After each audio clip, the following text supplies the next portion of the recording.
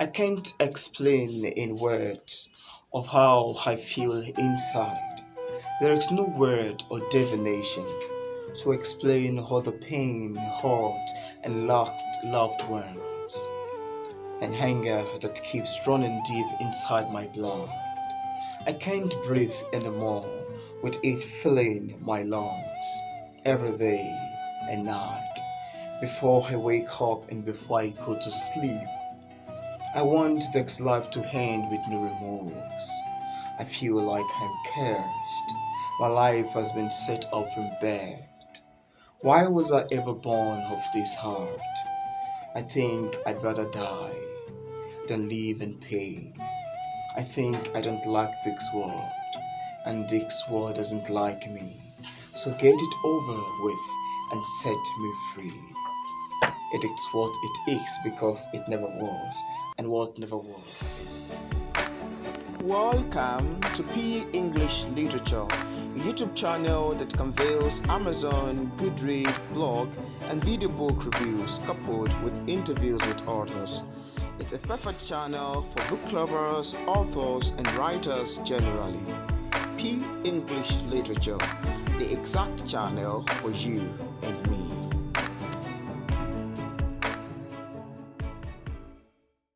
Hi guys, welcome back to my YouTube channel and to the review of another impressive poetry book titled It Is What It Is Because It Never Was and What Never Was Can Never Be by Ronnell Beaty.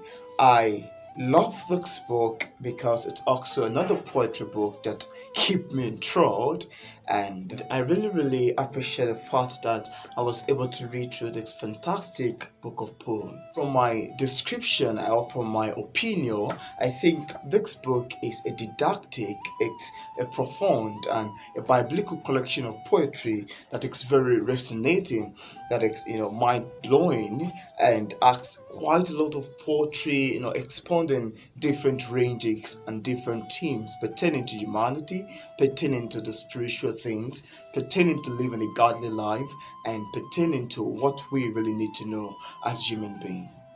Before I talk about this book, because my review of this book is actually going to be exploratory, a short video recommendation, a book review of the book by Ronnell Beaty, but I'd love to read to you sort of an inscription that was, inscribed at the back page of the book. In my opinion, it looks like something that is coming directly from the author, wanting the reader to know why he wrote the book and what they should expect before buying or reading it. Okay, I'll be reading to you. This book is based on the first part of my life, that's the author speaking here, written in the form of poetry. My poetry asks feelings that are relatable, from the comfortable pleasures of a homemade meal to the loneliness that arises when one feels like they don't feel it in the world around them, and the challenges that I have faced in my teenage years, the achievement I have made in early adulthood, and the unique situations I have fixed on my walk of becoming rather an author. I hope this new writing style of poetry excite, uplift, and encourage you to want to do what is right. So that's the inscription at the back page of the book. This book is a collection of poetry that are absolutely amazing, that are resonating, that are biblical, that are uplifting, and that are soul wrenching. Some part of it are very difficult, like the poem I recite at the beginning of this video, which was titled Light Dark. I skipped some words there because I don't want to alter something that is bad to myself. And I can say that this is another book that is vast into emotional issue.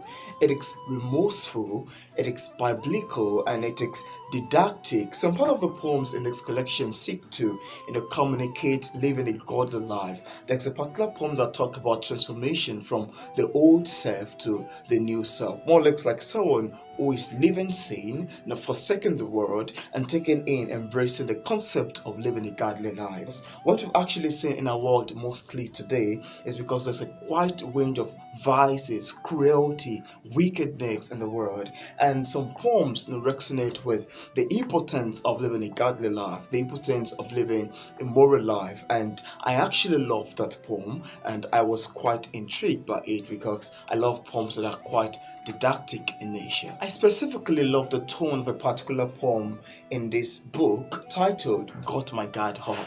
When I was reading this particular poem, I love the fact that the tone is very resonating, it is deep, it is thought provoking, it is arousing empathy, and it is very, very intriguing. Because the tone of the narrator here is quite vast and it depicts someone at the verge of decision, wanting to choose between a right path and the wrong path. And the tone here is very, very crucial, very deep, very it reminded me of some of the poems.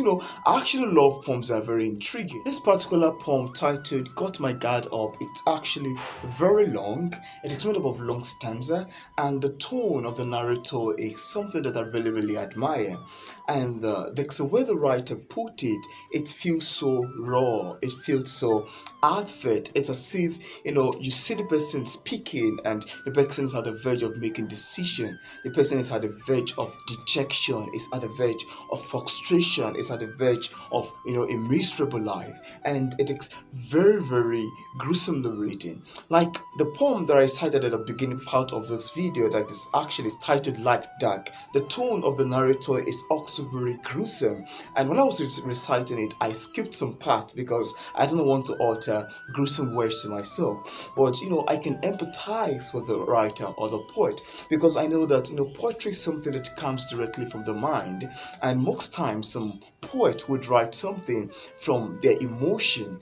And when I was reading through this kind of gruesome poetry, and I was able to realize that some of this poem are not just fictitiously written. They are not something that is written in a fiction base. It depicts something that is very raw, something that is chronically coming from within, and something that is very, very empathetic. And you can able to like put yourself in the shoe of the author and say, oh yeah, I can feel his pain, I can feel his agony, and I can feel his cry.